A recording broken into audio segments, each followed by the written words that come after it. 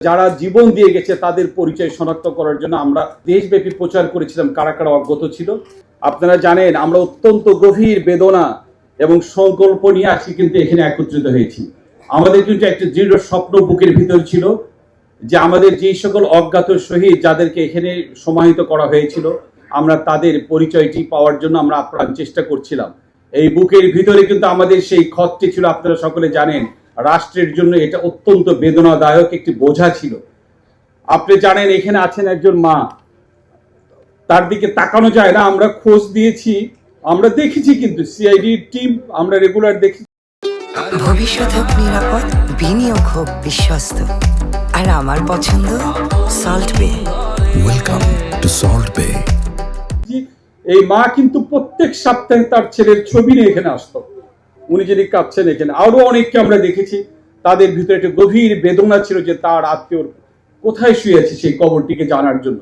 বিশ্বে আপনারা জানেন সেই বসনিয়াতে, তারপরে লিবিয়াতে, বিভিন্ন দেশে দেশে কিন্তু এরকম গণহত্যা হয়েছিল। তাদেরকে পরবর্তীতে কিন্তু যারা এই গণহত্যার নেতৃত্ব দিয়েছিল, প্রথমে আমি যার নাম অত্যন্ত শ্রদ্ধা করে স্মরণ করতে চাই, ডক্টর মরিস।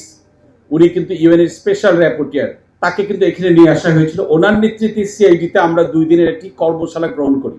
এতে কিন্তু আমরা এই কাজগুলো কিন্তু হয় ইন্টারন্যাশনালি একটি প্রোটোকল আছে যেটাকে মিনেসোটা প্রোটোকল বলে।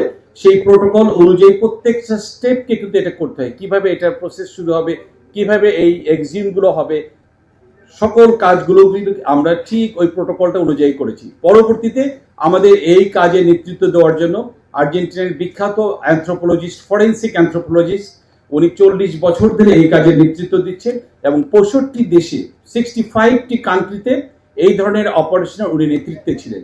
সে লুইস ফন্ডারবার্গ, উনিও আমাদের সাথে ছিলেন, আপনারা জানেন।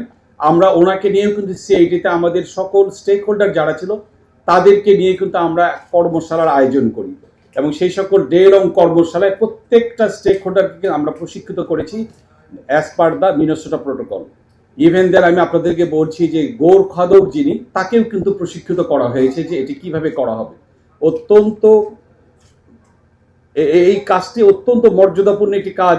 যারা জীবন দিয়ে গেছে তাদের পরিচয় শনাক্ত করার জন্য আমরা প্রথমেই 7ই ডিসেম্বর, আপনাদের মনে আছে, আপনাদেরকে আমরা বলেছিলেন যে আমরা আপনাদের দোয়া চাই, আমরা যেন আপনাদের সহযোগিতা চাই এই কাজটির জন্য আমরা সুন্দরভাবে করতে পারি। আজকে আলহামদুলিল্লাহ আল্লাহ পাকের অশেষ শুকরিয়া জানাচ্ছি যে আমরা কিন্তু দেশব্যাপী প্রচার করেছিলাম কারা কারা অজ্ঞাত ছিল। আমরা 9টি আবেদন পেয়েছিলাম এ পর্যন্ত।